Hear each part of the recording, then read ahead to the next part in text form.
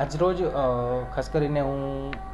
ગુજરાત તથા ભારતના નાગરિકો અને ઉપરાંત એમાં ખાસ કરીને મહિલાઓને એ વાત જણાવવા માગું છું કે ઘણી વખત આપણે હોટલ્સ, મોલ્સ કે હોસ્પિટલ્સ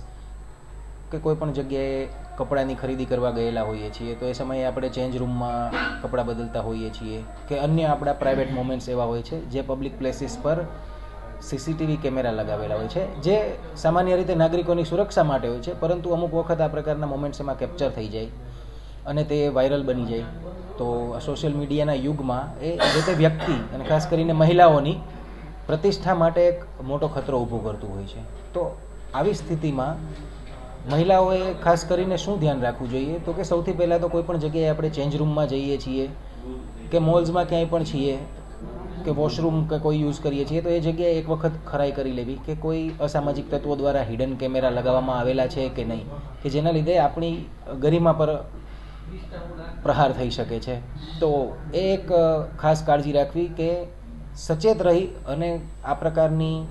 કોઈ પણ ઘટના જો દેખાય છે કે અહીંયા હિડન કેમેરા લગાવેલા છે તો ત્યાં જે મોલ કે કોઈ બી સંસ્થા છે તેના માલિકને જાણ કરવી અને ઉપરાંત પોલીસ સ્ટેશનમાં આની ફરિયાદ તાત્કાલિક નોંધાવી દેવી, જેથી કરીને આ પ્રકારની અસામાજિક પ્રવૃત્તિઓ ઉપર આપણે પ્રહાર કરી શકીએ અને તેમને નાબૂદ કરી શકીએ. આ સિવાય આપણે વાત કરીએ તો CCTV, wifi, social media accounts છે એના પરથી પણ આપની માહિતી ઘણી વખત ફેક ફોટોઝ, ઇમેજીસ, મોફ્ડ ઇમેજીસ બની અને વાયરલ થઈ જતી હોય છે. તો આવા કિસ્સામાં શું કરવું જોઈએ કે આપણા ઇન્સ્ટાગ્રામ છે, ફેસબુક એકાઉન્ટ્સ છે એમને સૌથી પહેલાં તો આપણે પ્રાઇવેટ એકાઉન્ટ્સ તરીકે રાખવા જોઈએ. આ ઉપરાંત આપણા વાઈફાઈ છે, સોશિયલ મીડિયા એકાઉન્ટ્સના જે પાસવર્ડ્સ છે એ પાસવર્ડ્સને આપણે સ્ટ્રોંગ કરવા જોઈએ, જેમાં આપણે ખાલી 1, 2, 3, 4, 5, 6, 7, 8 જેવા પાસવર્ડ રાખવાના સ્થાને તેમાં આલ્ફાબેટ્સ છે, સ્પેશિયલ કેરેક્ટર્સ છે અને ન્યુમેરિક્સ છે એમનું કોમ્બિનેશન કરી અને પાસવર્ડ્સ રાખવા જોઈએ, જેથી કરીને કોઈ ઇઝીલી ગેસ કરીને આપણી પ્રોફાઇલ એક્સેસ ના કરી શકે. અને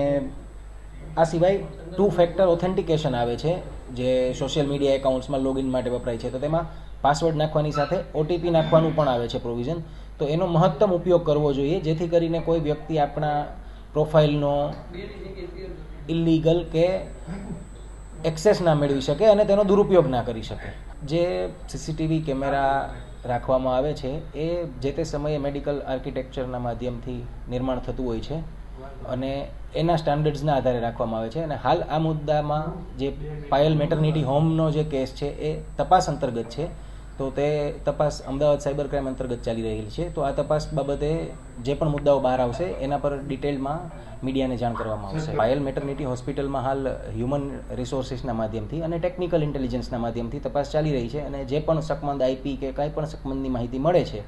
તો એ તમામ માહિતી અમદાવાદ સાયબર ક્રાઇમ સાથે શેર કરવામાં આવે છે અને બંને ટીમો દ્વારા સંયુક્ત તપાસ થઈ રહી છે. તપાસ આગળ વધશે એટલે ડિટેલમાં ટિપ્પણી કરવામાં આવશે.